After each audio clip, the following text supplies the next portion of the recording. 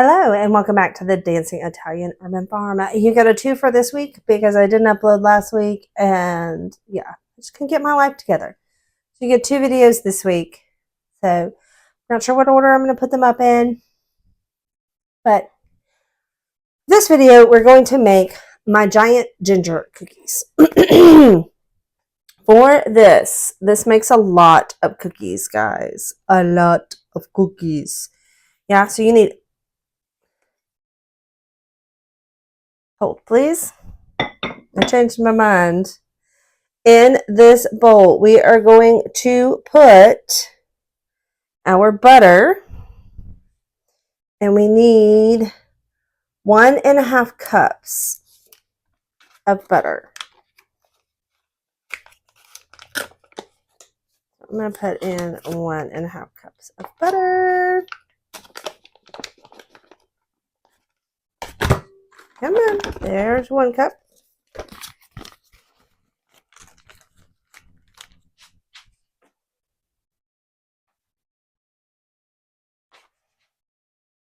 And then we're going to do 1/2 cup.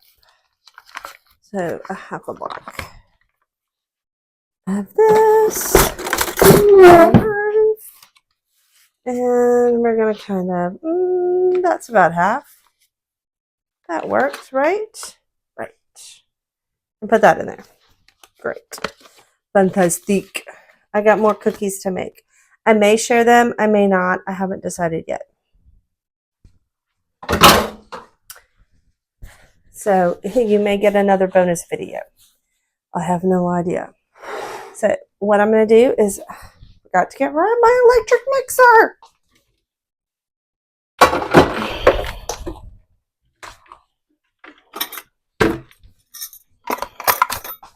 Yeah, my mixer been through some things. Oh, the stories it could tell. I want to get a stand mixer, but they're kind of pricey, and yeah, you know, your girl ain't got it like that. But hopefully one day I'll be able to get a KitchenAid stand mixer. So what I'm going to do is I'm going to cream this butter. Wait.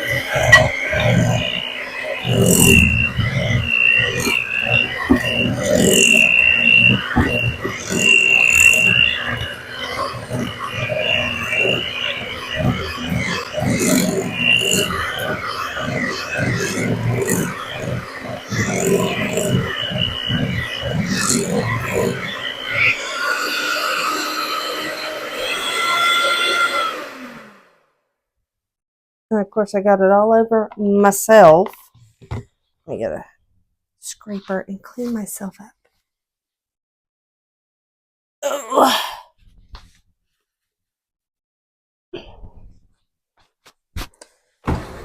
Where's my favorite scraper? Here it is. This is my favorite spatula. It has a cat on it. In memory of my beautiful orange marmalade tabby that I used to have. She passed in 2020. She was almost 21 years old. She was an old lady.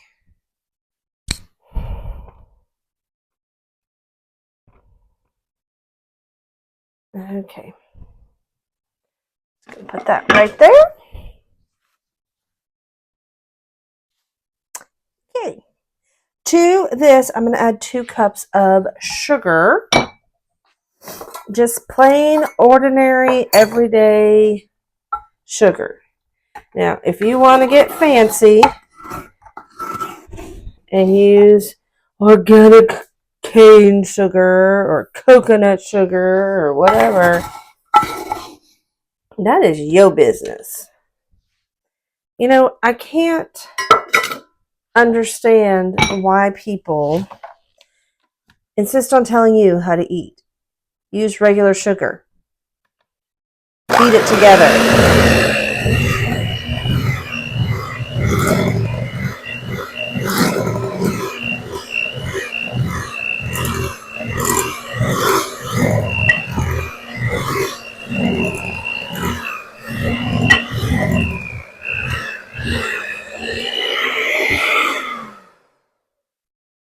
like I'm slinging this literally all over my kitchen, which I probably am. It's fine.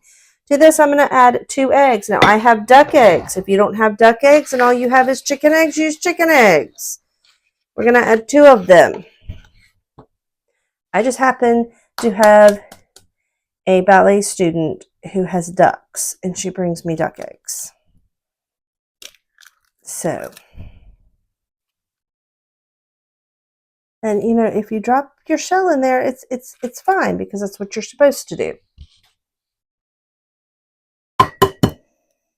2 eggs.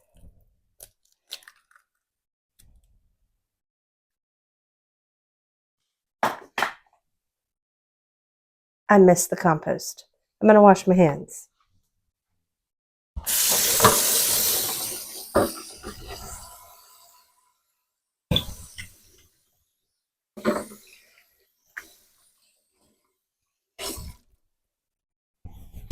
Okay. Now, again, we're going to beat this together.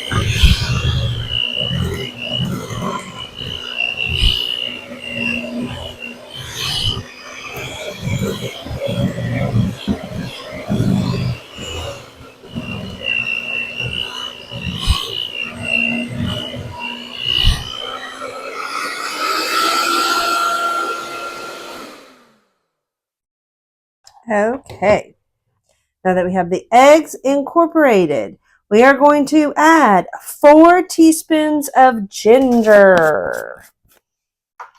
I know that sounds like a lot, but they are ginger cookies. That's cinnamon. That is cinnamon. Don't add 4 teaspoons of cinnamon. Add 4 teaspoons of ginger. This is the ginger.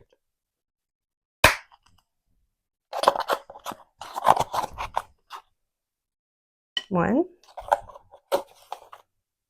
2. These are a bit of a spicy cookie, but they're called ginger cookies. It's not gingerbread. These are ginger cookies. You could also add crystallized or candied ginger if you wanted to. All right, we're going to add a teaspoon of cloves. I didn't have any ground cloves, so I had to grind whole cloves. So I'm not using quite a teaspoon, but for ground cloves, you're going to use a teaspoon of ground cloves. This is probably closer to about half a teaspoon.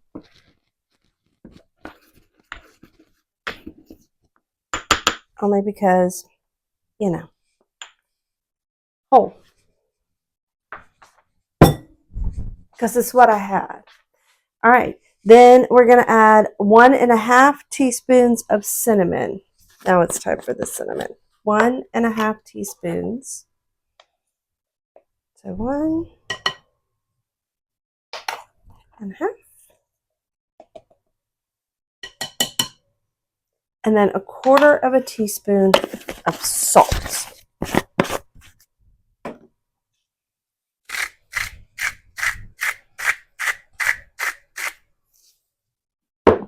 Okay, roundabout. I'm going to mix all this together.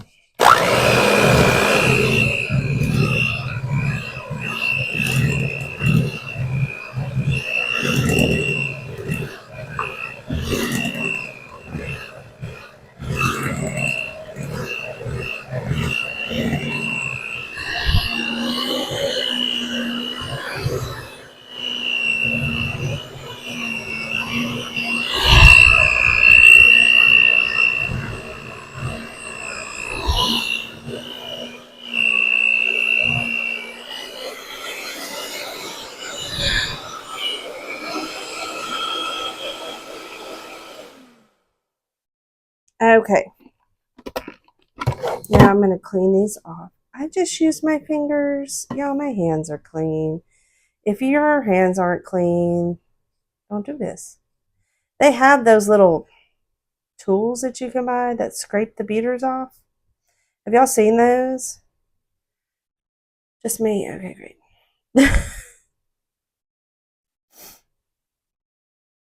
You know, cook's best tools are their hands. As long as they're clean. Make sure they're clean. Don't be putting dirty hands all up in somebody's food. That's gross. I have to tell y'all something. Okay. I don't like to talk ugly about people. I really don't. I really don't like to talk ugly about people. But we were at our homeschool. Oh, please.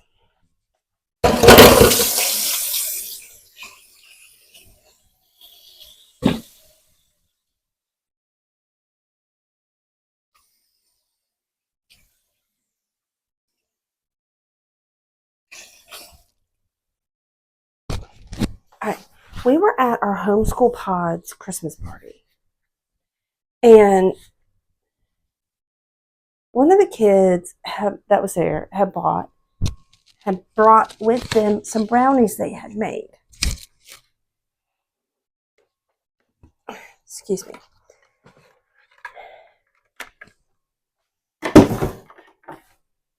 Which was fine. That's not the thing that irritated me. Okay, here's the thing that irritated me. Are y'all ready for this? I don't think y'all are ready for this. To this, I'm going to add 4.5 cups of all-purpose flour and half a cup of molasses. So I'm going to go ahead and pour this in. Okay, so she had brought some brownies. Again, that's totally fine. Brownies are delicious, right? Well, somebody hadn't thought to bring serving utensils with them, but I had brought a package of plastic utensils, forks, spoons, and knives, because I didn't know what we were going to need, and I was like, well, let me go ahead and take these just in case we need them, which is a good thing that we did because we needed stuff to serve with.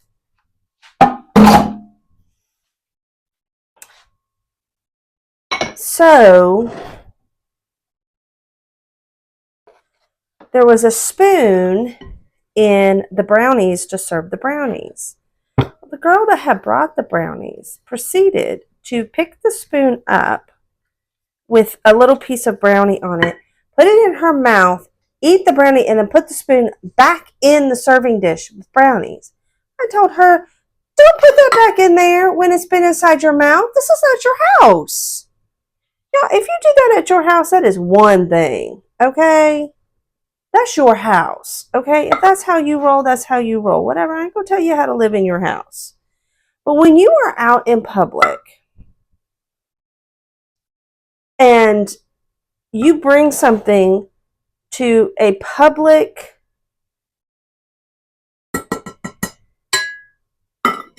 place where other people are going to be partaking,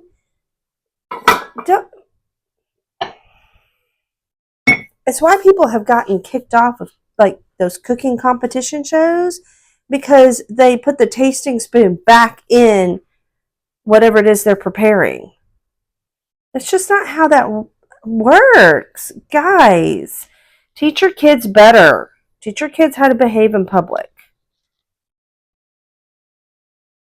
Because that floored me. I was flabbergasted. I was just, wow. Okay, I'm just going to mix this flour in, get it all mixed in.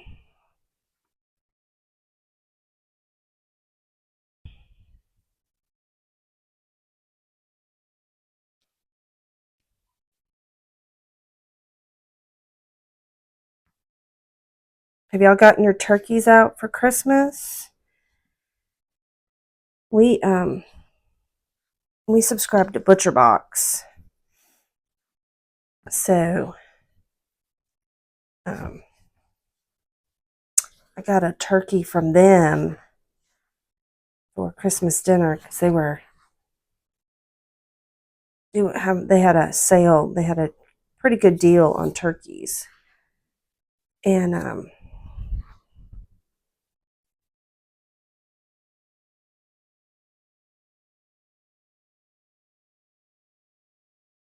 so I grabbed one of their turkeys, one of their small turkeys. And their small turkeys are still like around 12 pounds. So definitely enough for our family and everybody who's coming over for Christmas. But one of the things that I like about ButcherBox, and this is only our second month to get it, we've been real happy so far. One of the things I like is they sent me a text that said, "Hey, get your turkey out and start thawing it and start preparing your Christmas dinner." And I was like, I do need to get it out and go ahead and get it in the refrigerator so it can thaw in time to cook it for Christmas.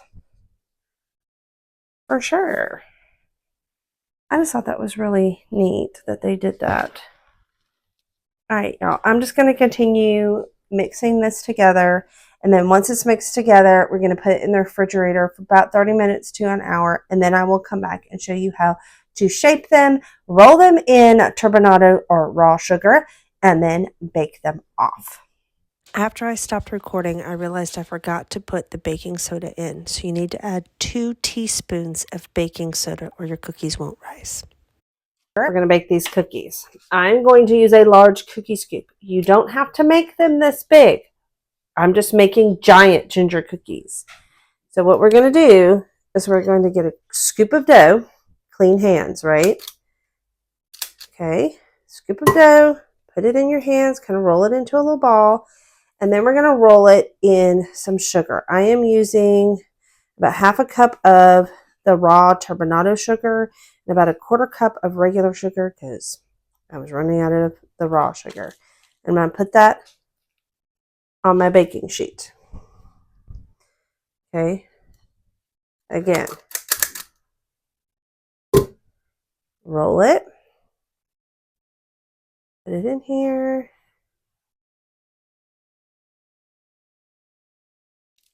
Boom.